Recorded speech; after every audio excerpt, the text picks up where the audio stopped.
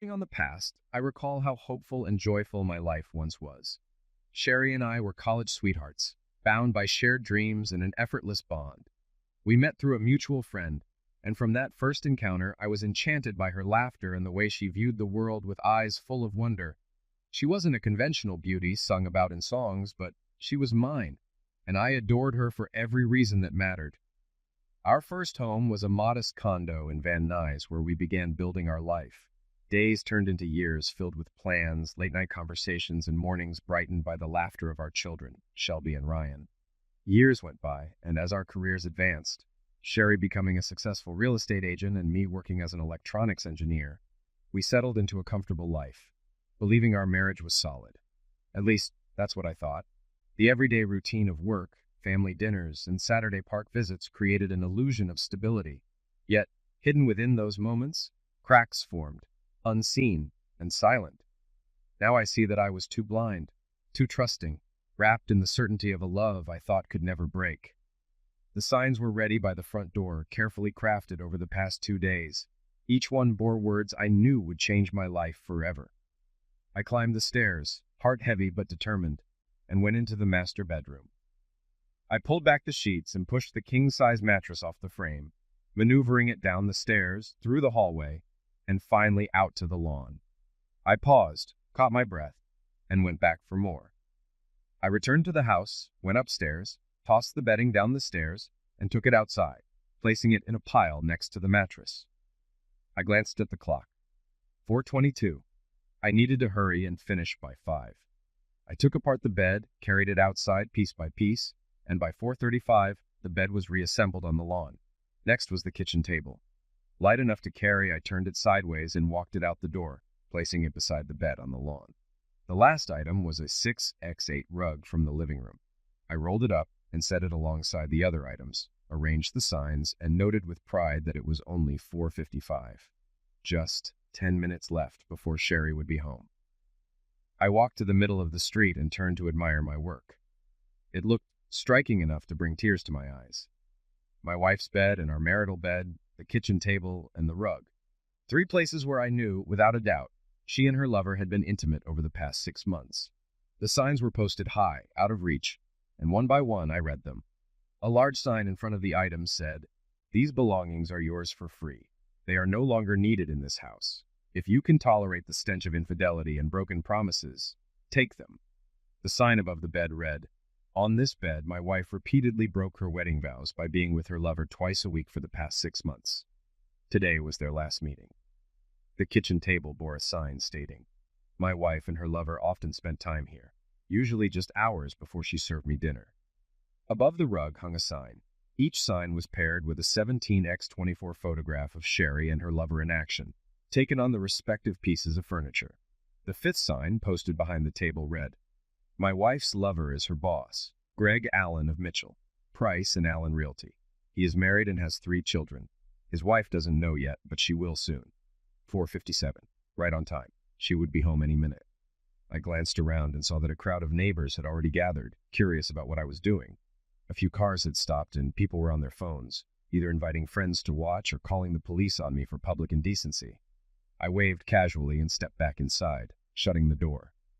At exactly 5:05 p.m., I saw Sherry's car turn the corner and slow as she approached our house. Seeing the crowd gathered and looking at our yard, she pulled up in front of the home we had shared for 10 years and stared at the items and the signs, her eyes locking onto the large photos of her and Greg Allen. Even through the car window, the noise of the crowd, and the window of my house, I heard her scream, "No! Oh God, no!" Her gaze shifted from the signs to the front window, where she saw me.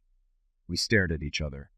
Her face was pale and heartbroken, tears streaming down her cheeks as if asking, "Why?" I had the same question for her. After a moment, I turned away and drew the curtains. My name is Jack Meyer, and I should explain how Sherry and I ended up in this tragic situation. We met in college during my freshman year, introduced by a mutual friend. From the first meeting, I was captivated. Sherry wasn't classically beautiful, but she was charming and hot. 5 feet 2 inches tall, with striking blue eyes and shoulder-length blonde hair. Her petite frame was perfectly proportioned, with ample curves and a slim waist that drew me in.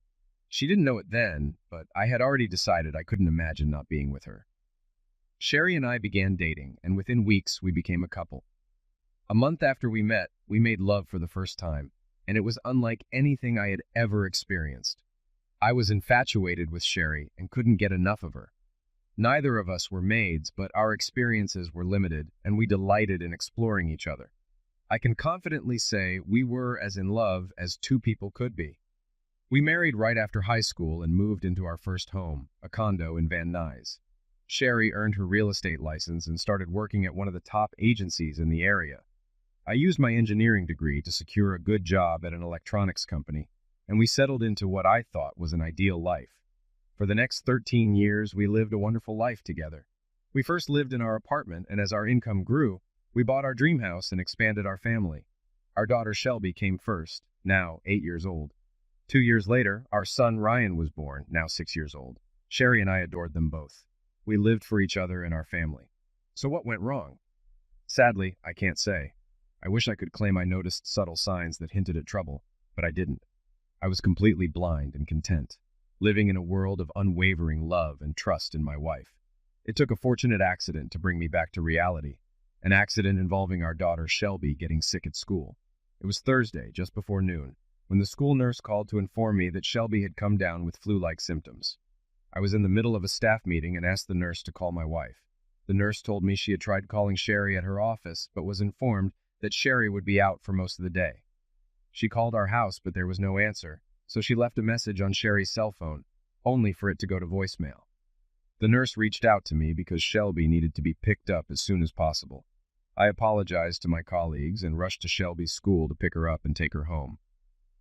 When we arrived and I opened the garage door, I was startled to see an unfamiliar car parked in my spot next to Sherry's car.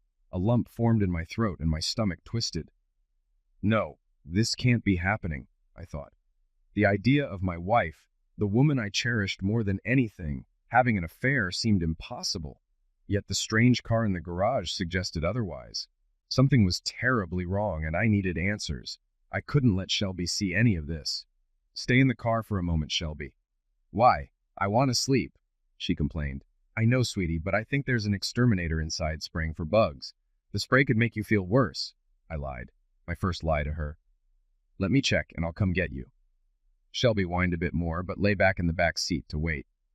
I opened the door to the kitchen as quietly as possible, hoping to find Sherry and a friend enjoying coffee and conversation. But when I turned the corner, the kitchen was empty. I walked through the kitchen to the living room, hoping she was on the couch chatting. But no one was there either. Then I heard her laugh. A light, familiar laugh I knew well.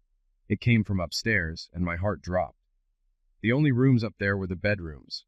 My legs felt weak, but I forced myself to move forward. I needed to know, no matter how bad it was. I crept up the stairs, the carpet muffling my footsteps. The first room I passed was Shelby's, its door open and bed made.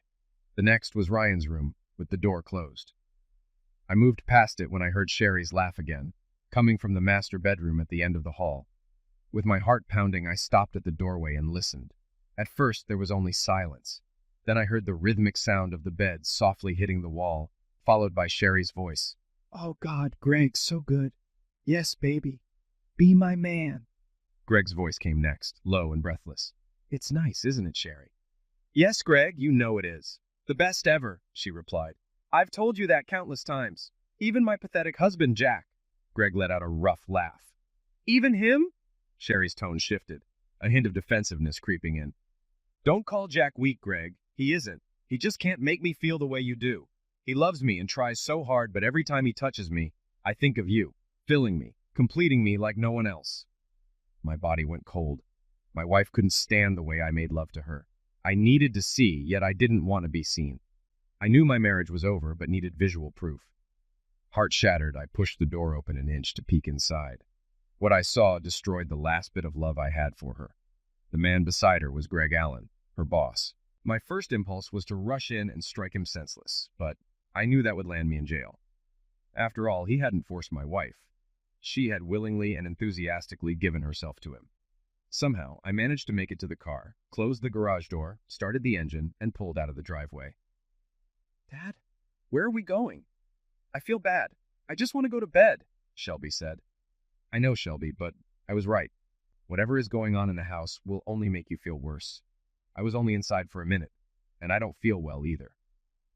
Not wanting to tell her the truth, but also not wanting to lie, I added, I'll take you to Grandma's for a while, until things settle down. The drive to my mom's house took 15 minutes, and my mind raced the entire way. My marriage was over, finished, beyond any chance of saving. There was no way I could stay with the woman I'd just seen moments ago, tangled up with her lover in my bed. My bed. What a betrayal. I hit the steering wheel with my fist as tears slid down my face. Dad, what's wrong? Shelby asked. It's okay, Shelby, I'm fine. Don't worry about it, I said, trying to sound calm.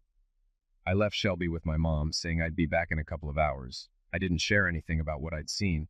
I just told her to watch Shelby until I got back from work. Part of me wanted to storm back home and confront them, but I realized I needed more than just a confrontation. I needed a plan for revenge. Driving back to my office, I started forming a strategy to bring my wife and her boss down. The electronics company I worked for had multiple divisions. When I reached my office, I instructed my secretary, please, no interruptions for the rest of the day. I then called Dan Taylor, my longtime friend from college and a colleague in the security department. He arrived 20 minutes later. Hey, Jack, what's going on? Dan asked as he stepped in. Close the door, I said. Dan's eyes narrowed as he shut the door behind him. You look like you've just lost your best friend. It's worse than that, Dan. I need your help. Anything, Jack. What happened? He said, concern evident in his voice. I took a deep breath before answering. I caught my wife and her boss having sex in my house, in my bed, I said, my voice trembling. Dan's eyes widened. Damn, Jack, are you serious? I wish I wasn't, I replied. I went to pick up my daughter from school, and when I got home, there was an unfamiliar car in the garage. I snuck in and found them together. I couldn't believe what I was seeing, but it was real. Damn, that's rough, Dan said, shaking his head. Did you confront them? No, I wanted to, but I couldn't risk Shelby seeing anything. She was in the car waiting for me, so I left quietly and took her to my mom's. Dan leaned forward. So, what's your plan now?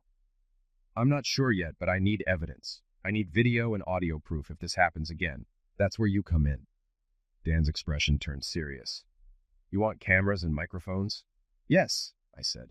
Something small enough to hide in a few rooms to capture everything. Dan paused, considering it. I can help with that. But how do you know they'll do it again? Maybe this was just a one-time thing. No, Dan, they talked about meeting regularly like this for the past 6 months. I don't know if it's always been at my house, but I'd bet on it. Hotels would leave a paper trail they can't afford, and Sherry is home during the day while I'm at work and the kids are at school. We discussed it further before moving on to logistics. Dan mentioned he had access to a new beta line of miniature wireless cameras and microphones that could connect to my laptop or home computer. He also had a small voice recorder that could be placed under Sherry's car seat to catch any conversation she might have while driving. It would only capture her side of the conversation, but that was better than nothing. I thanked him and agreed to pick everything up the next day. Coming home that night was one of the hardest things I'd ever done. The thought of facing Sherry and pretending everything was normal felt impossible. I decided my best course was to act as if I felt unwell, which wasn't far from the truth. After picking up Shelby from my mom's house, we returned home, where I found Sherry in the kitchen making dinner. Her expression shifted to anger the moment she saw Shelby. Where have you been? Why didn't you call me to tell me Shelby was sick? I just got a message from the school nurse, Sherry said, her voice laced with irritation. I kept my tone steady. The school tried calling you, Sherry, but you weren't available. They called your office and were told you were out. They left a message on the home phone and even tried your cell, but it went straight to voicemail. Sherry's eyes widened with realization. Oh my God. I must have accidentally turned it off when I was showing it to a client at home. I didn't have a free moment all day. Yes, I'm sure, I thought, watching her with a cold gaze.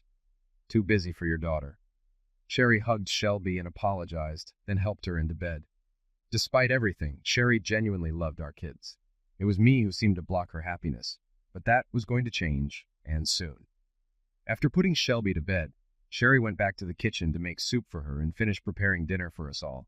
I don't feel great either, I told her. I think I'll sleep in the guest room tonight, just in case I'm contagious. Sherry came over and placed her hand on my forehead. You do seem clammy, dear, and you look pale.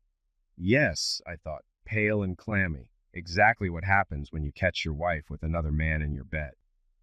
I didn't respond, just turned and walked upstairs. I went to the master bedroom first. I didn't want to go in, but I needed my shaving kit, toothbrush, and clothes for work the next day. Forcing myself inside, I noticed the window was open, the scent of Zex was gone, and the bed was made. She must have changed the sheets. The sight nearly shattered me. Rage surged, but I held it back. I needed to stay calm until I could bring down my full response. And I would. I collected my things and moved to the guest room, closing the door behind me. I stripped down to my underwear and got into bed. My body felt stiff and numb. I wanted to cry, but willed myself not to. I had a plan to execute and couldn't let emotions get in the way. I lay in the darkness for hours, unable to sleep. After feeding and putting the kids to bed, Sherry came in. I pretended to be asleep as she touched my forehead and left, softly closing the door. Sherry usually took the kids to school, so I woke up early, showered, and left before she woke. I didn't care how it looked. I just needed to get away from what I once believed was a marriage built on loyalty, honesty, and commitment. How blind I had been. How devastatingly wrong. At work, I arrived before anyone else, brewed coffee, and started organizing my next steps. I knew I needed to cancel our shared credit cards, transfer half of our joint accounts into one under my name, and update the beneficiaries on my will, life insurance, and 401k to include only Shelby and Ryan. It seemed simple to undo 13 years of life, yet it felt monumental. I also needed to find a divorce attorney to avoid being taken advantage of by Sherry. This was a no-fault divorce state, so her infidelity wouldn't affect the financial settlement. But it could help me secure custody of my kids. Sherry had shown how little I meant to her, but she was a good mother, and I didn't want to take the children away. I just wanted joint custody to remain a significant part of their lives. I pushed thoughts of her betrayal and the degrading words she'd said to her lover out of my mind. They could tear apart my confidence if I let them. I couldn't afford that. After finalizing my checklist, I called Dan's office. He assured me everything would be ready by noon, and even offered to help install the equipment and show me how to use it. I tried to concentrate on my work, but my phone rang, interrupting my thoughts. It was Sherry. I paused before answering. "Hi, baby. How are you feeling?" she asked, her voice soft and concerned. "My stomach still hurts a bit," I replied. "I was worried about you. You left so early this morning before I could check on you," she said. "Yes," I responded evenly. "I had a lot to get done and not much time, so I headed in early. Please, Jack, take care of yourself. I don't know what I'd do if anything happened to you. You, Shelby, and Ryan are my whole world," she said. I swallowed the bitterness rising in my throat. "You have a funny way of showing it," I thought. Out loud, I said, "I'll be fine. If you're up for it tonight, I know a way to help you feel better," she added with a playful tone. The fact that I once believed in her empty words turned my stomach. "We'll see how I feel," I replied, keeping my voice as neutral as possible. "Wow, you really must be sick to sound so indifferent," she joked lightly. "Sherry, I just have a lot on my mind. I'll see you tonight." "Okay, honey. Call if you need anything. I'll be at the office all day," she said before hanging up. Good, I thought. Just what I needed to hear. I called Dan back and he confirmed everything was ready. By 3:30, we had installed and tested the cameras and microphones in the living room, kitchen, guest room, and the master bedroom, ensuring they captured clear audio and video. That night was one of the hardest of my life. I knew I couldn't fake being sick again. After dinner, once the kids were asleep, I followed Sherry to our bedroom. What happened next was far from love. It felt mechanical. Halfway through, Sherry whispered, "God, Jack, you make me feel so good. No one will ever love me the way you do." The bitter irony of her words almost made me choke. When it was over, I turned onto my side and feigned sleep. Sherry curled up behind me, her voice soft and uncertain. "Jack, I'm sorry if I didn't please you," she said. I responded flatly, "No, Sherry, you always do. Sometimes I just wonder if I'm enough for you." She sounded surprised. "Jack, why would you say that? You know you're my everything. I couldn't live without you. You've always been my true love." I stared into the darkness, my voice hollow. "Yes, but sometimes it's hard to believe." Her tone shifted to concern. "Jack, what's wrong with you?" "Nothing, Sherry. Just tired," I replied. I closed my eyes and tried to sleep. Later, I heard Sherry crying quietly. I didn't feel any pity, just wondered if she felt guilty or was simply upset by how I was acting. The next morning, I woke up before she did and took the chance to place the voice recorder under the seat of her car. I checked the footage from the previous night. It was clear, even in low light. At breakfast, Sherry noticed my silence and frowned slightly. "You said something last night that hurt my feelings," she said, though her expression softened as she leaned in and kissed me on the cheek. Her mood lifted, and she added brightly, "I'll be showing houses today, but we'll pick up Shelby and Ryan after school." Good, I thought, keeping my expression neutral. Today's plans will lead her right into my setup. I handed her a cup of coffee. "I'll be busy in my office all day," I said. As I headed toward the door, Sherry called after me. "Jack, you forgot to say you love me. You know I need to hear it every morning." I paused briefly. "Sorry, Sherry, I think you should already know how I feel." "I've got a lot on my mind," I replied, then walked out without looking back. "Okay, I'll let it slide this time." "But don't forget, every woman needs to hear it," she teased. "I won't," I said as I walked out. Someday I'd tell someone I loved them again, but not Sherry. Her mentioning her full schedule made me think she would probably spend time with the real love of her life. I hoped that was true. I was tired of pretending and wanted this nightmare to end. I spent the morning working at my office while watching the clock. Finally, around noon, I told my secretary I'd be out for a few hours and set my plan in motion. I borrowed the company van and parked across the street from my house, waiting. At about 1 p.m., Sherry pulled into the driveway. She opened the garage door, parked, and walked inside without closing the door, indicating she was either planning to leave again or waiting for someone. 10 minutes later, the car I had seen the day I first caught them arrived and pulled into the garage, taking my spot, just as he had taken my place in my wife's bed. I watched as he stepped out, and the garage door closed. I had to admit they were bold, meeting so openly in my home and in my bed. It only proved that they believed they'd never get caught, or they simply didn't care. Well, they were wrong on both counts. They were caught, and soon they'd care deeply. I would have the visual proof of their affair. For 13 years, I believed my wife would never cheat on me, just as I never would have betrayed her. Then doubt crept in. Was he really that much better? Why would she risk everything, our marriage and his, knowing I would tell his wife exactly what they were doing? I wanted so badly to storm inside and confront them. But why? I'd already caught them once without them knowing. Would confronting them make me feel better? Was it worth going to jail for attacking her lover? Neither of them was worth it. My only concern was how this would impact my kids, and his, since I planned to ruin him the way he ruined me. By 2:30, they were done. The garage door opened, and he backed out and drove away. 15 minutes later, Sherry did the same, closing the garage. I didn't waste time going through all the footage. I just needed to confirm the evidence was safely stored. In about 10 minutes, I'd seen enough.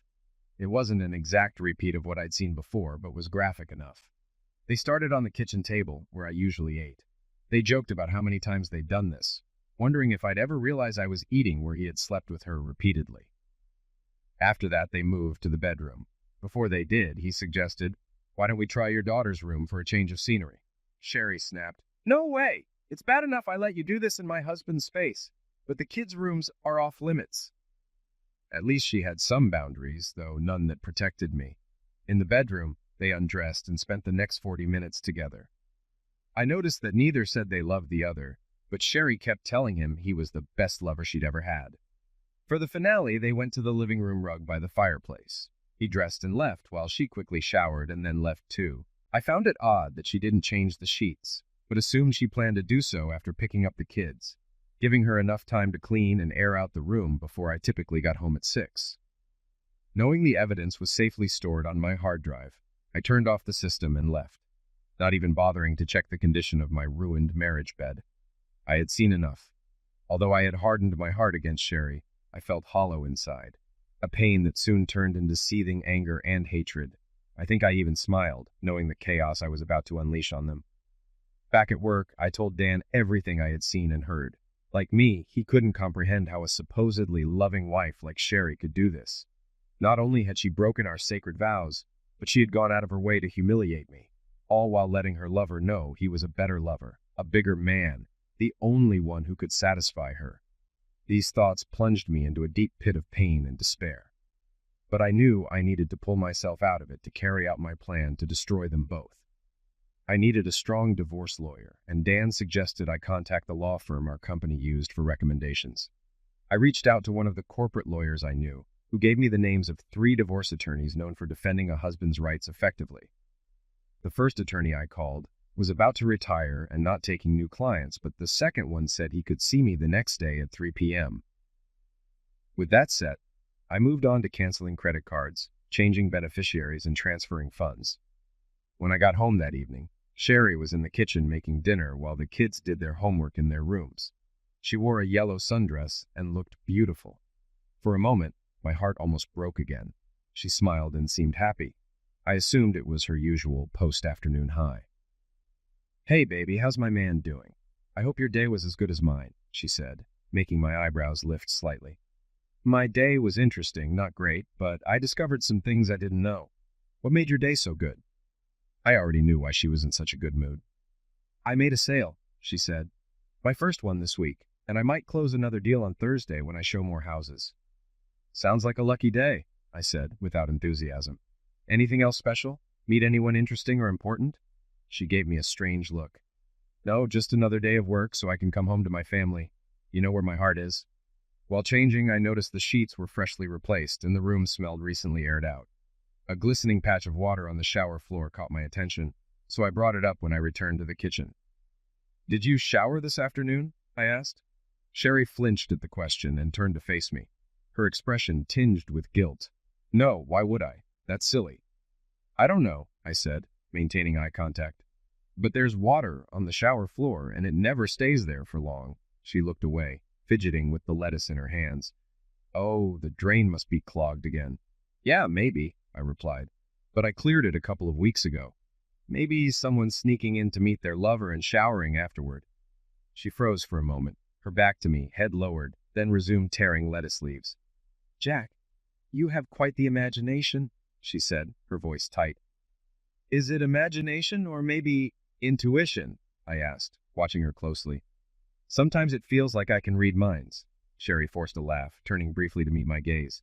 "Well, if you could read mine, you'd see how much I love you." I nodded, the tension thick between us. "I'll be in my office. Let me know when dinner's ready." She glanced over her shoulder, her eyes clouded with worry. Dinner was quiet, punctuated by only the occasional clink of cutlery. Sherry's eyes widened slightly when I sat in her usual seat, forcing her to take mine. "Jack, you always sit there. Why switch now?" she asked, her voice uncertain. "Sometimes a change of scenery is nice," I replied evenly. She gave me an odd look and barely ate, moving the food around on her plate. The kids kept the conversation going while Sherry and I mostly listened and made occasional comments. After dinner, we all helped clean up before I retreated to my office to work. I reviewed the footage and selected frames to print, using my Epson T3000 for large, high-quality images. I carefully chose the captions to accompany them. I had a plan. Meet with the lawyer to initiate the divorce, secure my finances, and wait for Sherry and her lover's next encounter. When I finally went to bed, Sherry was already there, either asleep or pretending. My behavior must have given her something to worry about, but it didn't matter. Nothing she could say or do would change my decision to divorce her. If anything, making her anxious was a small bonus. Today was Tuesday, and she had hinted about another sale on Thursday. I took that as a sign they'd meet again. Thursday would be the day I ended it all. The next morning, I was up early, showered, and out the door before Sherry woke up. I had a lot to accomplish. My appointment with the lawyer wasn't until 3 p.m., so I had plenty of time to handle all the financial tasks. First, I went to HR to change the beneficiary on my life insurance and 401k from Sherry to Shelby and Ryan. The woman assisting me gave me a few strange looks, but I didn't feel the need to explain my reasons. Next, I canceled all of our joint credit cards and applied for one in my name only. Then I went to the bank and transferred half of the funds from our joint checking and savings accounts to a new account in my name. I knew I needed to address the matter of our house, but decided to wait and discuss it with my lawyer, as I assumed the court would let Sherry stay there with the kids. At 3 p.m., I met with the lawyer, who seemed like a decent person. He warned me, "She'll likely get custody of Shelby and Ryan, and you'll probably have to give her the house and half of your assets, even with proof of her infidelity." "Write it up anyway," I said firmly. "You won't get away with taking everything," he responded. "Don't worry, I'm confident I can make her agree to my terms," I told him. He reluctantly agreed, saying, Everything will be ready for her to be served Friday morning. I also asked him to prepare a lawsuit against her boss and his company for intentionally destroying my marriage. These papers would be ready for Friday morning as well. I was prepared. That evening, when I got home, I was distant toward Sherry. My plan was already in motion, and I just wanted this nightmare to be over so I could start fresh. Though I knew there was still pain ahead, there was no turning back, and I was determined to share that pain with Sherry and her lover. Dinner was quiet, with minimal conversation. Afterward, I retreated to my office, printed the incriminating photos, and labeled them without interruption. I wrote a letter to Greg Allen's wife, including the photos I'd printed and mentioning I had video evidence if she chose to divorce him. Around 11 p.m., I checked to make sure Sherry was asleep, retrieved the voice recorder from her car, and listened. Most of it was standard business calls, but one stood out. "Hello, darling. Thanks again for today. I miss you too, especially after we're together. Yes, a whole week together would be amazing. Maybe we can plan that soon for a real estate convention." Laughter. "Yeah, baby, Thursday afternoon. Can't wait. Bye, baby." Surprisingly, hearing this didn't sting as much as before. She had no idea she was about to become his sole responsibility. The thought of ending their affair brought me a sense of satisfaction. Revenge, I found, was powerful. I replaced the tape with a new one and put the recorder back, hoping it would capture her reaction when her world came crashing down. I barely slept that night, not from heartache, but from anticipation. When morning came, I stood watching Sherry, the woman I'd loved, the mother of my children, whom I once believed I'd grow old with. Tears welled in my eyes as I realized I'd spent my last night with her. Never again would we share intimate moments or dream about the future together. There was no future. As I turned away, I wondered if she knew the cost of her betrayal. She would soon. After showering, I left the house, had breakfast at a diner, and stopped by work to inform my secretary I'd be gone all day. I called Dan to update him. He wished me luck and asked for an update afterward. I then stopped by my lawyer's office to confirm everything was in place for Sherry and Greg Allen to be served the next day. After that, I called Sherry and told her I'd pick up the kids from school and take them to my mom's for the long weekend. Sherry sounded pleased and, with a flirtatious tone, said, "Saturday we'll have the whole day to ourselves in bed." "Sure," I replied, hanging up immediately. I couldn't stand to hear her lies any longer. I wasn't in a hurry to get home. By 12:30, I was parked around the corner, waiting for the events to unfold. Hidden from view, I had a clear line of sight to the driveway and didn't need to watch the garage door. At 12:50 p.m., Sherry pulled into the driveway, followed by Greg Allen 5 minutes later. I should have felt pain at the thought of them in my bed, but I felt nothing. I was surprisingly calm, imagining their actions like scenes from a cheap movie with a predictable plot, but a dramatic ending. By 2:50, Greg's car left, and Sherry followed 10 minutes later. As soon as they left, I drove into the garage and shut the door. I had a lot to do and not much time to get it done. I went to my office to check the recording. Everything was captured, but at this point, I felt indifferent. After confirming the footage was securely downloaded to my hard drive, I spent 10 minutes bringing the explicit photo signs upstairs and placing them by the front door for easy access. Then I packed a toothbrush and clothes for Shelby and Ryan and loaded them into my car. My only regret was the pain I was about to cause the two kids I loved more than anything. But I reminded myself that this pain was not my doing. It was entirely on their mother. At 3:15, I picked up the kids as the final school bell rang and told them they'd be spending the weekend with Grandma. They were thrilled since she always spoiled them. 45 minutes later, I dropped them off and headed back home to set my plan in motion. This leads us back to where everything began. The bed, table, and rug laid out on the lawn with all the signs while the neighbors watched. Sherry arrived home, horrified to discover that I knew everything. Sherry didn't contact me that evening, though I expected she might. The police came an hour after she left. They were sympathetic, but insisted I remove the signs and photos or face charges for disturbing the peace and obscenity. I took them down. They had served their purpose. Sherry saw them, and the look on her face told me her life was beginning to fall apart. I woke up Friday with a terrible hangover, but felt strong. Though sad and lonely, I knew I had the resolve to channel my anger into completing my revenge on my unfaithful wife and her lover. By noon, I pulled back the curtains and saw that the carpet, kitchen table, and bed were gone. Only the mattress and stained sheets remained. I'll deal with those later, I thought. The morning passed uneventfully, but at 3 p.m., everything erupted. I was sure Greg Allen's wife had received the letter and photos earlier that day. My lawyer called to tell me Sherry, Greg, and his partners had been served at work. I was there when it happened, he said. Sherry screamed and collapsed, sobbing, while Greg stormed around the office calling you names and threatening you. Greg's partners, however, locked themselves in a room for 15 minutes, then emerged to hand Sherry her final paycheck, saying, "Your services are no longer needed." Greg was handed a check for his partnership share. When he protested, they cited the section of the company's charter regarding morality and relationships with employees, which allowed them to sever ties with him and Sherry. At the same time, the receptionist told Greg that his wife was on the phone, demanding to speak with him. She'd received the letter and photos and informed him not to come home, adding she would be filing for divorce the next day. I later learned from the husband of one of the agency's employees that after Greg was escorted out, everyone turned their backs on Sherry as she lay on the floor, sobbing for half an hour. At one point, she managed to gather herself and leave the building, though no one knew where she went. The next day, Sherry finally called me. Her voice was strained as she asked, "Where are the kids? Do they know?" "They're safe with my mother," I said. "They know nothing, and they won't hear any sordid details from me." Thank you, Sherry whispered. After a pause, she added, "Can I come by to collect some of my things?" "You can," I replied, "but let me know when so I can be out for a few hours while you gather what you need." "Could you stay and talk?" she asked, her voice wavering. "I have nothing to say," I said flatly. Sherry began to cry. "I'm so sorry," she sobbed. "You need to know that, Jack. I never meant to hurt you." A bitter laugh escaped me. "How can you tell me you're sorry, Sherry, and that you never meant to hurt me? What did you think I'd do when I found out? Applaud you too? I didn't want you to find out," she pleaded. "I love you, Jack. I've never loved anyone but you." "I don't think you believe that, Sherry," I said coldly. "How could you? After telling your lover he made you feel better than I ever could? That he was the only man who completed you?"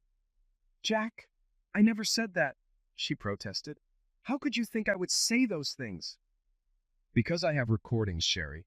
Every word, every insult you threw at me in front of him, every degrading thing you said about me, your husband."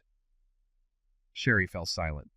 I continued, "I have nothing more to say to you, and there's nothing you can say to change how I feel." "I love you, Jack," she insisted. "You have to believe me. I've always loved only you. I don't know why I said those things to Greg. You have to understand, I didn't mean them. I was just trying to boost his ego because he always said his wife put him down." I shook my head, incredulous. "So let me get this straight. You belittled me and tore me down in front of him to build up his ego because you pitied him. Is that your story? You felt sorry that his wife humiliated him, so you humiliated me and slept with him for 6 months just to make him feel better?" "Yes, Jack," she admitted. "I never wanted to hurt you. I didn't mean any of it." "If that's true, why did you do it? It's shocking it took me this long to see how pathetic you are and how foolish I was." "Jack, I don't love him," she said desperately. "I love you. Please give me a chance to fix this. I'll prove it to you. This doesn't have to be the end. Let me show you. Please, Jack, don't leave me." "Sorry, Sherry," I said, my voice firm. "I don't love you anymore, and I didn't leave you. You left me. The things you did with him and the cruel things you said about me for 6 months show that you don't love me.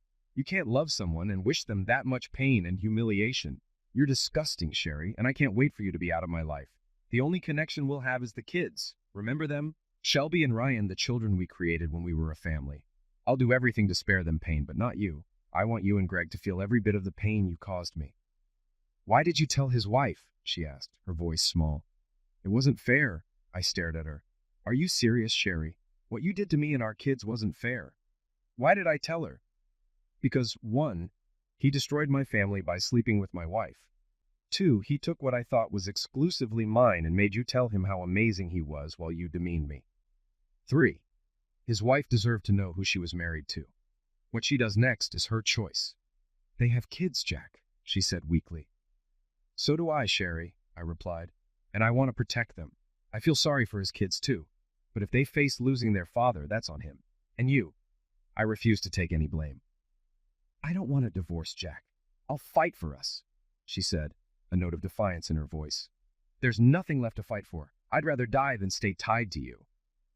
"I know you love me, Jack. You can't just stop loving me over one mistake," she said, almost pleading. "You're out of your mind," I said. Did you read the divorce papers? No, why? If you just listen and let me make it right, there won't need to be a divorce. If not for me, do it for Shelby and Ryan, she said. They need both parents. They'll have both parents, I said coldly. We just won't be married or live together. If you had read the papers, you'd see that as long as you agree to joint custody, you can stay in the house and have half of our assets. What's not in the papers, but what I'm telling you now, is that if you don't sign and accept these generous terms, I'll make sure everyone sees those videos, including your parents, sister, and anyone else I can think of. You wouldn't, Jack, she whispered. You can't hate me that much. You're wrong, Sherry, I said, my voice hardening. I do hate you, and nothing will stop me. Fight me, and I'll ruin your life forever. And yes, I hate you that much. Please, Jack, she sobbed. Don't do this. Sign the divorce papers, Sherry. Please, Jack, let me make it up to you, she begged. No, sign the papers. A defeated whisper came from her. Oh, God, just sign the papers. Sherry and I ended the call. She signed the divorce papers, and it was finalized 6 months later. She stayed in the house with Shelby and Ryan, while I moved into a condo a few blocks away. Since we remained in the same school district, the children's routines were minimally disrupted. Although both kids felt the pain of the divorce, Shelby told me that Sherry admitted she had made a huge mistake and that our marriage couldn't survive. We reassured the kids that we would always be there for them. I'm not sure what Sherry told her parents and sister about our split, but since they still talk to me, I doubt she blamed me. As for my mother, it was simply a situation that neither Sherry nor I could avoid. I had one last chance to retrieve the recorder from Sherry's car, and what I heard was unforgettable. On her way home, she called Greg to thank him for their great day, but mentioned that she thought I might be suspicious and suggested they lay low for a couple of weeks. When she arrived and saw the crowd in front of the house and the signs with the photos, her shocked screams nearly broke the recorder. As she left, she cried and said, "What did you do, Jack? What did you do?" Then, as the reality hit her like cold water, she changed to, "Oh God, what did I do? No, please, God, what have I done? Make this all go away." She managed to call Greg, and when he picked up, she shouted, "He knows, Greg! Jack knows everything about us!" After that, I cried for a long time. It's been over a year since everything fell apart, and I'm slowly piecing my life back together. I'm not dating and probably won't be for a while. The idea of going through something similar again makes me cautious about starting another serious relationship. Shelby told me that her mom went on one date but came home crying and, as far as she knows, hasn't dated since. Sherry now works as a secretary at a retirement village. I never found out if she kept in touch with Greg Allen, and I don't care. Greg Allen and his wife divorced, and he couldn't find a job. While I didn't send the videos to anyone, Sherry knew I didn't make it easy for Greg. Many companies are wary of hiring someone known for seducing married women and wrecking marriages. Although I blurred Sherry's face in the video, I kept the audio intact. I recently heard that Greg's ex-wife is dating a nice guy who's a police officer, and it seems serious. Good for her. As for Greg's former company, they made a generous offer to avoid any potential lawsuits. I accepted, and from what I know, that chapter is closed. Now my only focus is on my kids and their future. Maybe one day I'll care about my own future again, too. A year after the betrayal that turned my world upside down, life had found a sort of rhythm. It wasn't the life I had imagined, with mornings filled with laughter over breakfast, Shelby running around the house, and Ryan's giggles echoing up the stairs as Sherry joined me with a smile. Those moments were gone, distant memories held in my mind like relics from another time. Still, life moved on, even if it wasn't the version I once treasured. The first few months post-divorce were the toughest. The house felt suffocatingly quiet. Every room stood as a stark reminder of what had been lost. The bedroom I once shared with Sherry was stripped of anything personal. The photos, bedding, even the little trinkets she placed on the nightstand were all gone. I thought about redecorating to make the space my own, but the idea felt empty. Instead, I threw myself into work and spent as much time with Shelby and Ryan as possible, pouring myself into them to fill the void in my heart. Shelby had an unyielding inner light. At 9, she was perceptive beyond her years. Her questions often struck deep, making me confront emotions I wasn't ready for. One evening, as we sat on the back porch watching the sunset, she looked at me with those wide, searching eyes.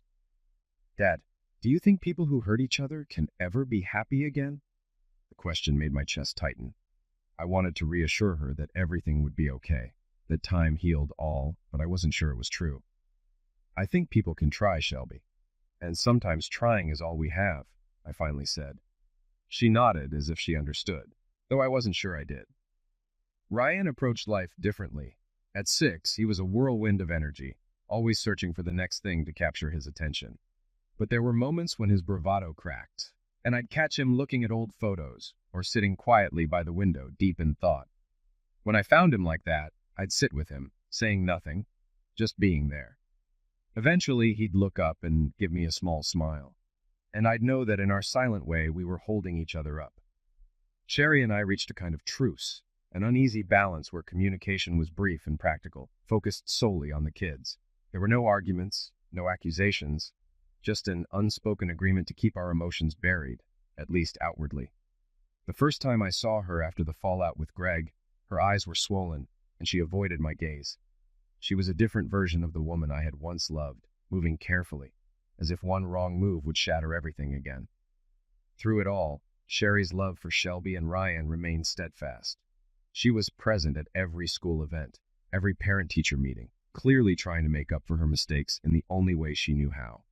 One day, after a school play, she came up to me as the kids ran to join their friends. "Jack, thank you for still letting me be part of this."